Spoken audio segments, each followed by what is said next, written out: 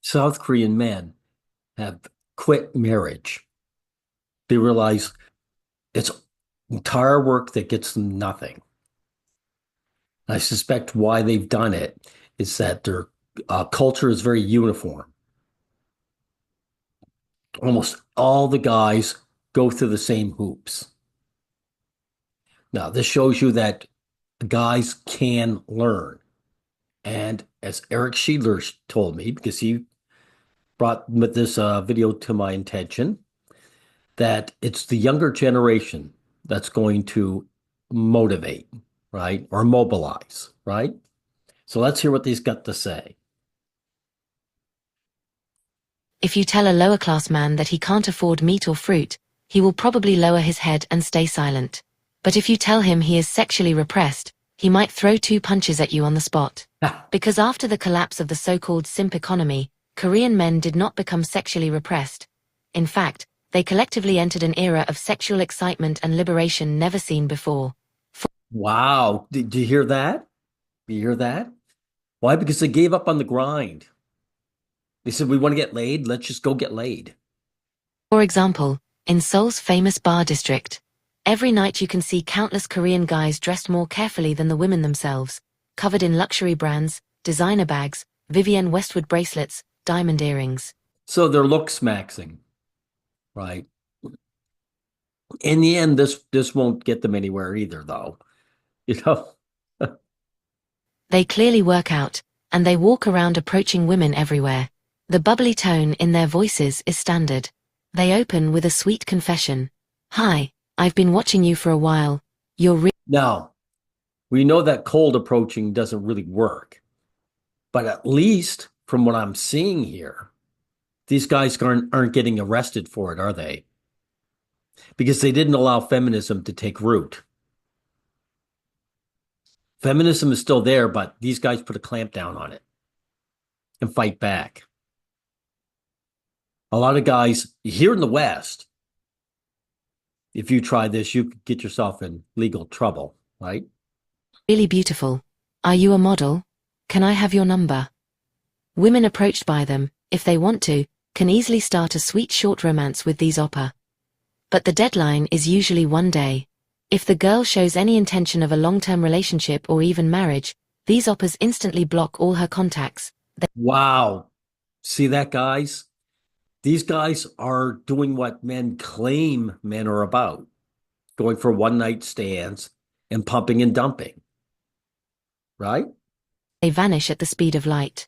This is what happens with the new generation of Korean men who, after the collapse of the simp economy, went through a kind of self-liberation. I noticed they're using the term simp economy, right? They're using Western terms. Okay. Total deresponsibilization and complete rejection of marriage. They refuse to take on family responsibility. Is that a dude? I think it is. I'm telling you, this guy could pass, I think. They don't want to buy a house or a car. Every cent they earn is invested in enhancing their own male attractiveness. Hey, see what they're doing? They're saying, we're not wasting money on cars and housing, right? They're too expensive. Just to do what? Bribe a woman into their space, and then the space belongs to the woman legally. Then she boots them out. These guys see what's going on. They saw what happened to their dads, and they said, we're not doing that horse yet. And they do this without any guilt while engaging in adult content. There you go. Zero guilt. Do you hear that, Western man? This is one of the things you have to develop, zero guilt. You hear all that, you know fappers, right? And all you guys going on about self-improvement. They've given that up. And they're living better lives for that. Of course, for many Korean men, instead of investing in appearance and flirting, it's simply easier to go straight to prostitution. They believe that straight to prostitution. And that's why prostitution has to be legalized everywhere. With low wages, sky-high housing prices, and rising dowries, There is no longer any way to build long-term intimate relationships with women. Yeah, you can't afford them. That's what long-term in intimacy means. Paying the bride price. So they choose to simply quit the game, lie flat socially, and become seven-spotted ladybugs, enjoy each day as if it were the last. That's why, after the collapse of the simp economy, the sex industry in Korea exploded. Wow. The industry exploded because they have all these young guys with building up money and not wasting it, spending it on themselves. Right. In Seoul alone, dozens, maybe hundreds, of places offering 1-by-3 services appeared. In the Yeongjungpo district, the glass rooms are packed, Japanese-style baths, corporate KTVs, everything is always full. The local market became so insufficient for this new wave of male excitement that, after exhausting Mongolia and other destinations, Korean men discovered a new prostitution hub, Laos. Wow, the boys are actually going out, but they're not going out. What's that expression, guys? Right? I got to think about it. Give me a second. Oh yeah, passport bros. Unlike the stupid passport bros in the West who actually go to other countries and try and get a partner, like marriage, and waste their life that way. These guys are just going out and get sex, right? In the capital, Vientiane, there are already 14 new Korean-run brothels, along with Korean KTVs and emperor-style massage parlors. There are direct flights to Vientiane every day, and This is what Americans, or I should say, North Americans, Western countries in general, they always bring up capitalism, right? Well, here's capitalism, right? There's a need, a desire, and it's being fulfilled. No one's blocking anything. See, here in the West, we brag about capitalism, but then we stop it from happening. We stop it from happening if it gives men contentment. every plane carries its share of Korean men going there to have fun. These Korean boys even created a slogan: better pay for an 18-year-old Laotian girl than spend a single cent on the Korean saints. The Korean saints. Right? I love that. But they're not really saints, right? What they are is they're women who don't like sex, right? They're cold. They're ice queens. But here comes the question. Why, after the collapse of the simp economy, did Korean men not become repressed, but instead hyperstimulated? To understand this, we need to know how sexual repression is created. Well, it's pretty simple. It's a change of attitude. Over here, guys they rather be repressed because they want the long-term relationships. They want the fake love. And these guys have ditched that attitude. They finally said, no, we know the relationship between us and women is one of prostitution. It always is. There's never going to be any love there, ever. They've come to terms and they've embraced it. They've embraced what they can do with their lives. In short, the state and the capitalists work together to endlessly increase the cost for lower-class men to access the marriage market. There you go. Capitalism, they speak again, right? The capitalists are actually against the welfare of men. Countless young men need to buy a house, a car, pay high dowries, not to mention the wedding party, the ceremony company, the photos. And the state and capital collect tax after tax at each step.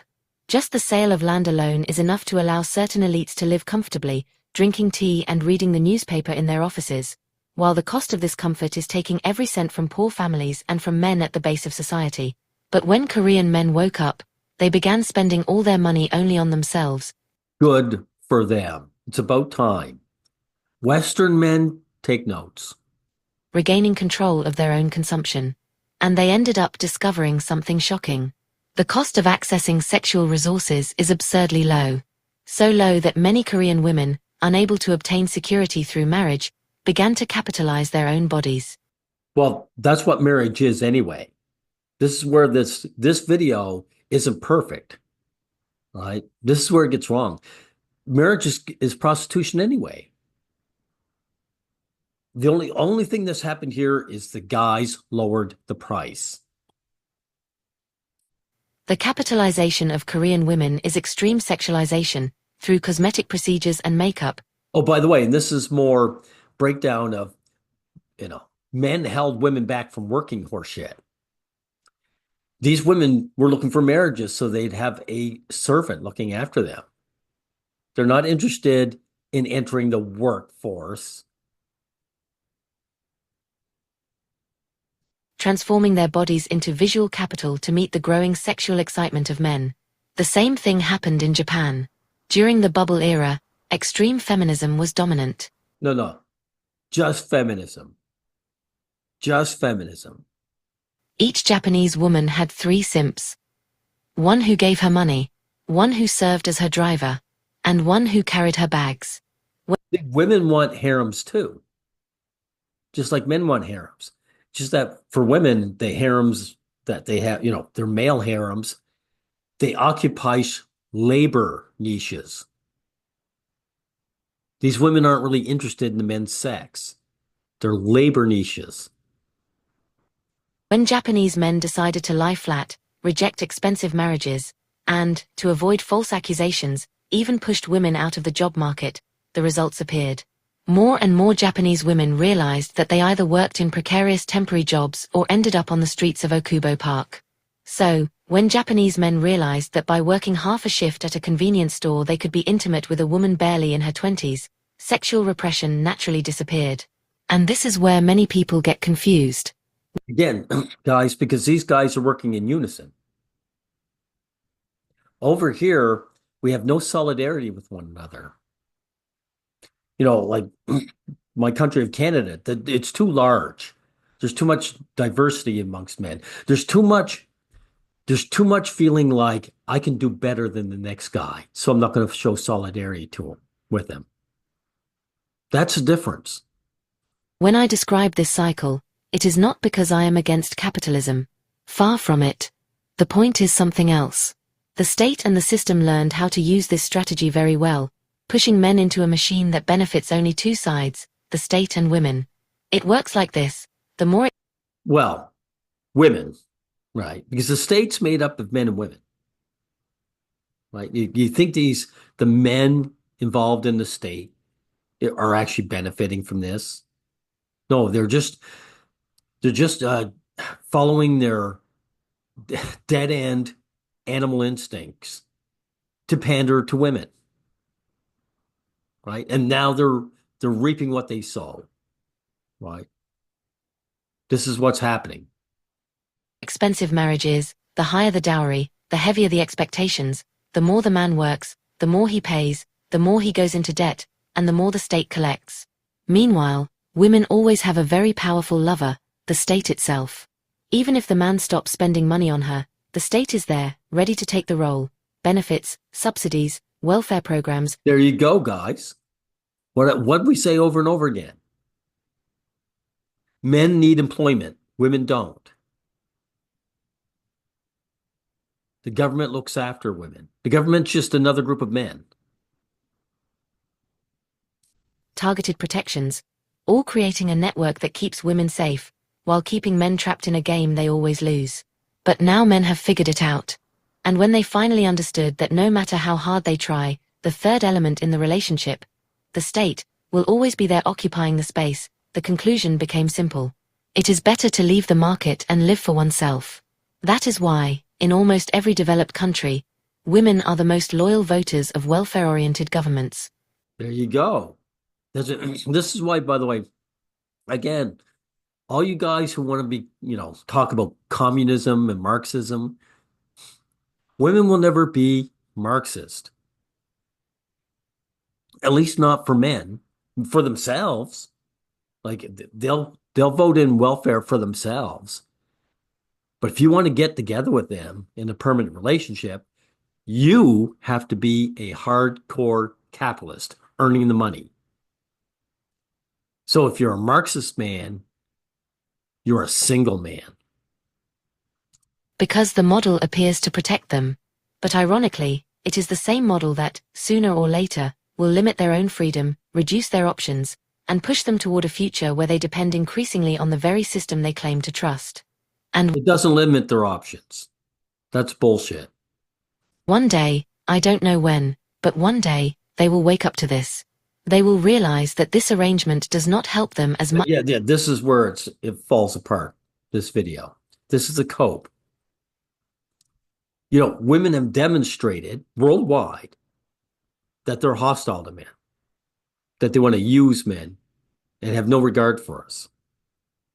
But they're going to say, oh, these women who are a class enemy, they're going to learn that they need us. That's what I want to, that's the relationship I want to be in, guys. One where a woman's using me because she feels she has no choice. Right? This is cope. As they imagine, and that this comfortable relationship with the state charges a price far too high. But that is a topic for another video. And it's a lie, too. If the state's willing to give them welfare, that's not a high price at all. So they're not paying. The state's the one that's paying. And I won't go deeper into it now. Korea. All these Korean women, by the way, could get their OnlyFans going. Get a bunch of Western guys giving them free money. Their options are endless. Japan, Laos, the collapse of the simp economy, the explosion of the pleasure industry, the refusal of men to marry, work double, or take on debts they will never be able to pay.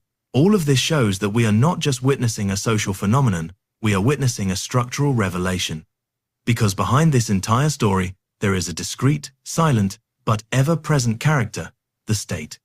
And it's impossible to ignore how it has become the true third element in almost every modern relationship. Yeah, that's true.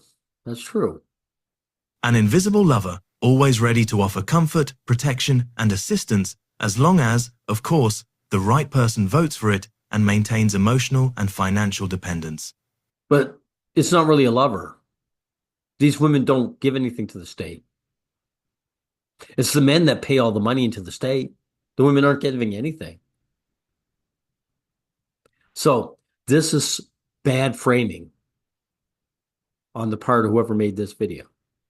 When I compare the state to a lover, it's not an exaggeration. It's a real analogy. But it's a mistaken analogy. It's just wrong. It is always there, constant, stable, predictable. It doesn't require romance, effort, or reciprocity. There you go. That's not a lover then, is it? It simply says, don't worry. If the man doesn't give you what you expect, I will. And in this arrangement, the man realizes he is not competing with other men, but with an institution that has unlimited power, unlimited resources, and an infinite ability to offer guarantees. But he's not. This video is breaking it down to competition. But it's just not competition. Guys shouldn't have to compete with each other for women anyway. Remember, women supposedly love men, right? They're basically admitting that romance never existed. It's just a word. The result is inevitable. Many simply give up. They give up on the game, on expectations, on traditional roles, on sacrifices that never return as reciprocity. But they're not just giving up. They're also embracing. They're embracing a better life and their freedom. See, there's a positive spin that videos like this leave out. And they enter a completely new way of living, where the focus is no longer family, marriage, or building wealth, but emotional survival and strategic individualism. And here is the crucial point. This is not about men who don't want to grow up. It's about men who finally understood they were being invited into a theater where the ending had already been written from the start. Even if they did want to grow up, so what? Women don't have to deal with any responsibility whatsoever. So it's all right for them never to grow up. But never notice, guys, they never call women girls that never grew up.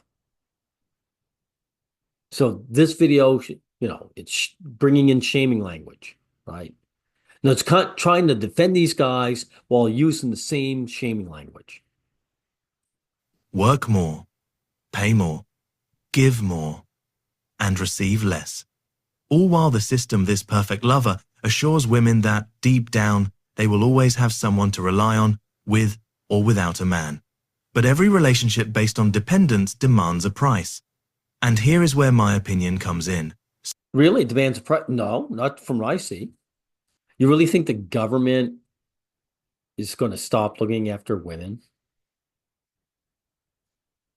Sooner or later, many women will realize that this state lover doesn't offer love or real stability, only This is bullshit. You just admitted it offers stabilities, dude. And these women aren't looking for love. If women were looking for love from men, that's all they would ask for. They wouldn't ask for a car or a house or a dowry. Women aren't capable of loving men. control. Because if they were, you would only see a chunk of the female population behave like this. This is the entire population. Because the more dependent you are, the easier it is to be guided in whatever direction is convenient. And the more you believe the state is responsible for your safety, the less freedom you actually have. Likewise, many men will understand Nonsense. These women have all kinds of freedom. They have all kinds of freedom. This person's just wrong. that leaving the game is not just an act of rebellion, it is an act of self-preservation. And this collective movement, ironic and silent, will reshape entire societies. Relationships will change. Families will change. Public policies will change. Families will change. How will families even exist? Right? Because women refuse to engage in families, producing children, unless they're paid high enough price. These guys aren't willing to pay that price anymore, dude.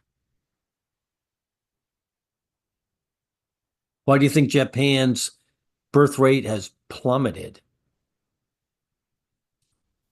And the future, whether we like it or not, will be shaped by this rupture we are witnessing now.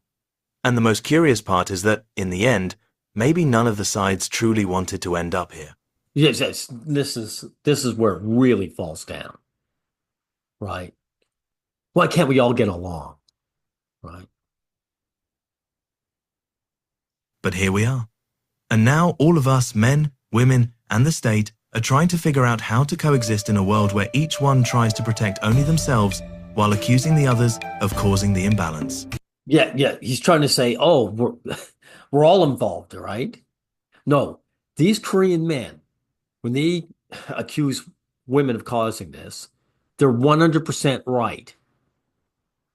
They are the root of the problems you're seeing here, not the men.